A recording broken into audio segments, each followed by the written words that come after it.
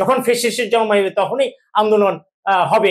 জাতীয় নির্বাচনের আগে কোনো ধরনের ভোট আর প্রয়োজন আছে বলে মনে করি না। জুলাই জাতীয় সনদ 2025 সম্পর্কে আপনার কি মতামত? যারা স্বাক্ষর করেছে বড় বড় দলগুলি, তারা বলছে যে আমরা নোট অফ ডিসেন্ট দিয়েছিলাম, সেটা এই সনদে উল্লেখ নাই। আপনার 24শে জুলাই অভ্যুত্থানের যে স্বাধীনতা, তাকে প্রথম স্বাধীনতার সঙ্গে তুলনা করছে। জি, আসলে একটা দেশ স্বাধীন হয় একবারই। দর্শক, স্বাগত জানাচ্ছি সকালবেলা স্টুডিও থেকে, আমি মাহমুদ বিন মারুফ। দেশের বর্তমান পরিস্থিতি নিয়ে সমসাময়িক কথা বলবো। আমাদের সঙ্গে রয়েছেন প্রিন্সিপাল এম এ মোনায়েম। স্বাগত আপনাকে সকালবেলা স্টুডিও থেকে। ধন্যবাদ আপনাকে আর যারা দেখছেন সম্মানিত শ্রোতাদেরকে। দেশের বর্তমান পরিস্থিতিতে গণভোট এবং আগামী জাতীয় সংসদ নির্বাচন ঘিরে বরাবরই প্রশ্ন উঠছে যে কোনটি আসলে আগে হওয়া উচিত। আপনার কাছে আসলে এই যে রাজনৈতিক উত্তেজনা এবং অস্থিতিশীলতা, এটা নিয়ে আপনি কি বলবেন? ধন্যবাদ আপনাকে। আমরা কিন্তু এই 17 বছর এই বাংলাদেশের 18 কোটি মানুষ যুদ্ধ করেছে শুধু ভোটের জন্য, যে একটা নিরপেক্ষ একটা ভোট হোক, এটা সবার প্রত্যাশা এখনো আছে। কিন্তু কেউ কেউ বলছে গণভোট। আমার মনে হয় যে গণভোটটা কিসের জন্য গণভোট? এই মুহূর্তে তো জাতীয় সংসদের যে ভোট, সংসদ নির্বাচন, এটি আমাদের মুখ্য ব্যাপার। এবং গত যে ভোটগুলি হয়েছে সবগুলি জাতীয় সংসদের নির্বাচনই হয়েছে, সেখানে ব্যাপক কারচুপি হয়েছে।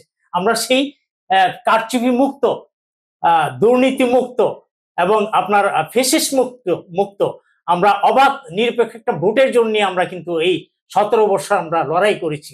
আমি আশা পোষণ করব যে গণভোট না, আগে জাতীয় সংসদ নির্বাচন হওয়ার পরে সংসদে যারা যাবে তারা সংসদে বসে তারা নির্ধারণ করবে যে গণভোট দেওয়া যায় কিনা। এবং যদি গণভোট করতে চায়, সকলে মিলে যদি ঐক্যমত হয় যে গণভোটের প্রয়োজন আছে, সেই ক্ষেত্রে একই দিনে জাতীয় সংসদ নির্বাচন এবং গণভোট একই দিনে হতে পারে। এতে প্রায় 3000 কোটি টাকা আমাদের সাশ্রয় হয়ে যাবে। আর আলাদাভাবে যদি গণভোট আপনি নিতে চান, তাহলে 3000 কোটি টাকা আমাদের এই গরিব দেশে এই মুহূর্তে আপনার এটা করাটা খুবই দুরূহ বলে আমি মনে করছি। এবং এটা জনগণের টাকা, এই টাকাটা চলে যাবে। অতএব আমি মনে করি যে জাতীয় নির্বাচনের আগে কোনো ধরনের ভোট আর প্রয়োজন আছে বলে মনে করি না। জাতীয় নির্বাচনের পরে যত ভোট হবে আপনারা করেন, জাতীয় সংসদে পাশ করে তারপরে করেন, সেটা আমার ব্যক্তিগত মতামত। ধন্যবাদ আপনাকে। 5 আগস্টের পর স্বৈরাচারী শেখ হাসিনার পতন নিশ্চিত হওয়ার পর থেকেই বাংলাদেশ বিভিন্ন ধরনের অর্থনৈতিক এবং আর্থিক চ্যালেঞ্জ এর মোকাবিলা করছে এবং বিভিন্ন রকমের চ্যালেঞ্জের দেখা মিলছে। সে বিষয়ে আপনি কি বলবেন? আপনাকে ধন্যবাদ। এই 15 বছর যাবতই শুধু ভোট না, আমাদের যে মৌলিক অধিকার, সেই অধিকার থেকে আমরা বঞ্চিত হচ্ছিলাম। যেমন লক্ষ লক্ষ শিক্ষিত বেকার রয়েছে দেশে। কি জন্য বেকার সৃষ্টি হয়েছে আপনারা জানেন যে কোটা সংস্কার আন্দোলন একটা হয়েছে। সেই আন্দোলনটা ছিল এই জন্য যে যোগ্য মেধাবীরা তারা আগে থাকলেও শুধু কোটার জন্য তারা পিছিয়ে পড়ছে এবং লক্ষ লক্ষ বেকারের সৃষ্টি হচ্ছিল। এইটাতে একটা বিশাল এক আন্দোলন হয়েছে 2018 সালে। সেই আন্দোলনের ধারাবাহিকতায় 5 আগস্ট 2024 আন্দোলনের মাধ্যমে একটা সরকারকে পতন ঘটিয়েছে। তো এই দেশে এখনো অনেক বিদেশি চাকরি করছে, যে দেশে আমাদের ছেলেরা বেকার, আমাদের অর্থনৈতিক অবস্থা খুবই খারাপ। সেই দেশে বিদেশি লোকদেরকে এখানে চাকরির ব্যবস্থা করে দেওয়া, এটা আসলে উচিত হচ্ছে না। এবং লক্ষ লক্ষ বেকার তৈরি হচ্ছে। বেকারত্ব ঘুচানোর জন্য আমার মনে হয় যে একটা জনগণের ভোটে নির্বাচিত সরকার না আসলে এই বেকারত্ব ঘুচানো খুবই কষ্টকর হয়ে যাবে। অর্থাৎ যত তাড়াতাড়ি সম্ভব জাতীয় নির্বাচনের আয়োজন করে অন্তর্বর্তীকালীন সরকার তাদের দায় মুক্তি নেবে, মানুষ তাদেরকে তখন তাদেরকে সাধুবাদ জানাবে। কিন্তু যদি কোনো কারণে এই যে অন্তর্বর্তীকালীন সরকার যে নির্বাচনের রোডম্যাপ দিয়েছে, তারিখ দিয়েছে, এরপরে যদি যায় তাহলে দেশে একটা অরাজক পরিস্থিতি সৃষ্টি হবে, আন্দোলন হবে, সংগ্রাম হবে এবং এই অন্তর্বর্তীকালীন সরকার খুব বিপদে পড়ে যাবে। অর্থাৎ আমার বিনীত অনুরোধ যে যত কিছু করেন আগে জাতীয় সংসদ নির্বাচন দিয়ে আপনারা এই নির্বাচিত প্রতিনিধিদের কাছে ক্ষমতা হস্তান্তর সুন্দরভাবে করতে পারলে আপনারা জাতির কাছে ধন্য হয়ে থাকবেন, নতুবা আপনারাও কোন এক সময় বিতর্কিত হয়ে যাবেন। ধন্যবাদ আপনাকে। কোটা সংস্কার আন্দোলনকে ঘিরে জুলাই গণ অভ্যুত্থানের রাষ্ট্রীয় স্বীকৃতির যে ব্যাপারটা, সে ব্যাপারটায় জুলাই জাতীয় সনদ 2025 নিয়ে প্রশ্ন উঠছে। জুলাই জাতীয় সনদ 2025 সম্পর্কে আপনার কি মতামত?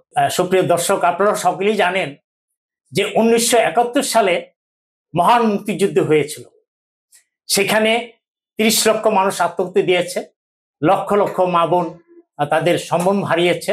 অনেক রক্তের বিনিময়ে আমরা একটা স্বাধীন দেশ পেয়েছি, আমরা একটা সংবিধান পেয়েছি। ঠিক তদ্রূপ ভাবে এই 2024 সালে 5ই আগস্ট আমরা স্বৈরাচার মুক্ত একটা স্বাধীন মানে সেটাকে বলে যে নব্য স্বাধীন একটা দেশ আমরা পেয়েছি, একটা স্বৈরাচারকে পতন ঘটিয়েছি। তো সেখানে যেমন আমরা 1971 সালে আমরা যেমন একটা সংবিধান পেয়েছি, ঠিক তদ্রূপ ভাবে 2024-এ ঐকমত্য কমিশন একটা জুলাই সনদ তারা বাস্তবায়িত করেছে এবং সেইখানে সবগুলি দলই সেখানে স্বাক্ষর করেছে। কিন্তু দু একটা দল এখনো করে নাই। আশা করি তারা যদি করে তো ভালো, আর না করলে আমার মনে হয় যে সমস্যা হবে না। কিন্তু এখানে একটা প্রশ্ন এসেছে, যারা স্বাক্ষর করেছে বড় বড় দলগুলি তারা বলছে যে আমরা নোট অফ ডিসেন্ট দিয়েছিলাম, সেটা এই সনদে উল্লেখ নাই। আসলে যখন একটা স্বাক্ষর হয়ে যায় একটা সনদ, তখন আর পরিবর্তন করার কোনো সুযোগ থাকে না। সেটা যদি করে থাকে তাহলে এটা জাতির সাথে দেশের সাথে প্রতারণার সামিল। আমি মনে করব যে ঐকমত্য কমিশন যেভাবে এই সনদ স্বাক্ষর করেছে, যে অবস্থা স্বাক্ষর করেছে, সেইটাই জাতির কাছে উপস্থাপন করতে হবে। কোন রকমের রদ বদল করতে হলে আবার যারা এটাতে স্বাক্ষর করেছে তাদেরকে নিয়ে বসে ঐকমত্যের ভিত্তিতে এটা পরিবর্তনশীল হতে পারে, কিন্তু তাদের পরামর্শ ছাড়া এটা একটা অক্ষর যদি পরিবর্তন করা হয়, এটা জাতির সাথে দেশের সাথে এবং ঐকমত্য কমিশনের সাথে এটা প্রতারণার সামিল বলে আমি মনে করছি। ধন্যবাদ আপনাকে। কোটা সংস্কার আন্দোলনের পর যখন ফ্যাসিস্ট শেখ হাসিনার পতন হয়, তারপর থেকেই বাংলাদেশে একটি নতুন বাংলাদেশ গড়ার স্বপ্ন নিয়ে যখন দেশ এগোচ্ছিল, তখন আসলে কোটা সংস্কার আন্দোলন এবং এই কোটা সংস্কার আন্দোলনকে দ্বিতীয় স্বাধীনতা বলে আখ্যা দেওয়া হচ্ছিল। তো 1971 সালে যেহেতু আমরা প্রথম স্বাধীনতা পাই, কিন্তু 24-এ যখন দ্বিতীয় স্বাধীনতা বলা হচ্ছে, এর মাঝেই আরেকটা পক্ষ আপনার 24-এ জুলাই অভ্যুত্থানের যে স্বাধীনতা, তাকে প্রথম স্বাধীনতার সঙ্গে তুলনা করছে। জি, এবং আপনার বিষয়ে এটাতে কি মতামত? আসলে একটা দেশ স্বাধীন হয় একবারই, বারবার স্বাধীন হয় না, 2বার 3বার স্বাধীন হয় না। এটা আমরা ইতিহাসে দেখি নেই। স্বাধীন এই দেশ হয়েছে 1971 সালে। এটা আমাদের একটা স্বাধিকার সার্বভৌমত্বের প্রশ্নে একটা দেশের সাথে যুদ্ধ করে আরেকটা দেশ আমরা স্বাধীন করেছি। পূর্ব পাকিস্তান, পশ্চিম পাকিস্তান, এটা ভাগ হয়ে যে বাংলাদেশ হয়েছে। এখানে এই স্বাধীনতার পরে আর কোনো স্বাধীনতা হতে পারে না। এটাই আমাদের সার্বভৌমত্ব, এটাই প্রথম স্বাধীন। আর জুলাই গণ অভ্যুত্থান হইল একটা ফ্যাসিস্ট সরকারকে আমরা পালিয়ে যেতে বাধ্য করেছি, ফ্যাসিস্ট সরকারকে আমরা এইখান থেকে সরিয়েছি। এটা স্বাধীন বলতে এটা বোঝাইতে পারে যে ফ্যাসিস্ট সরকার তরফ থেকে আমরা স্বাধীন হয়েছি, এটা হতে পারে। কিন্তু আমাদের যে মূল স্বাধীনতা 1971 সালে, এটা আমাদের জাতির সত্তা এবং এটা যুগ যুগ ধরে এই স্বাধীনতাকে কোনোভাবে ছোট করে দেখার কোনো সুযোগ নেই। 24-এর যে গণ অভ্যুত্থান হয়েছে, এটা আমরা সাধুবাদ জানাই, ধন্যবাদ জানাই। এটা না হলে একটা ফ্যাসিস্ট এবং একটা মানে অবৈধ সরকার, ভোটবিহীন সরকারকে আমরা রাখতে চাইনি বলে একটা যুদ্ধের মাধ্যমে তাদেরকে সরিয়েছে।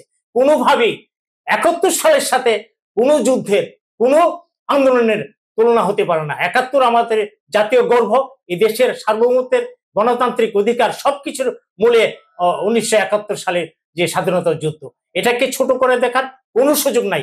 অন্যান্য যত আন্দোলন হবে আমরা সাধুবাদ জানাই, ধন্যবাদ জানাই। দেশের জন্য আরো অনেক আন্দোলন সংগ্রাম হবে। যখন ফ্যাসিস্টের জন্ম হবে তখনই আন্দোলন হবে, এটি চলমান থাকবে। এবং সংস্কারের কথা যদি বলেন, সংস্কার একটি চলমান প্রক্রিয়া। 1971 সালের পর থেকে সংস্কার চলছে এবং বাংলাদেশ যতদিন থাকবে এই সংস্কার চলবে।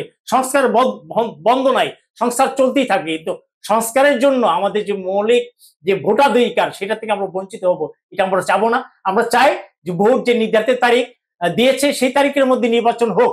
এবং আমার মনে হয় যে এই নির্বাচনটা যদি আরো আগে হতো, তাহলে এই যে অর্থনৈতিক অবস্থা বলেন, এই যে আপনার বিভিন্ন অপকর্মগুলি বলেন, সেগুলি ঘটতো না। আশা করি যে জাতীয় নির্বাচন নির্ধারিত তারিখে করে এই জাতিকে মুক্তি দিবেন। ধন্যবাদ আপনাকে। আপনাকে অনেক ধন্যবাদ। দর্শক, সকালবেলা স্টুডিওর আজকের আমাদের নিয়মিত আয়োজনে আপনাদের সবাইকে ধন্যবাদ জানাচ্ছি। দেখা হবে নতুন কোনো ভিডিওতে, নতুন সমসাময়িক কোনো বিষয় নিয়ে। আল্লাহ হাফেজ।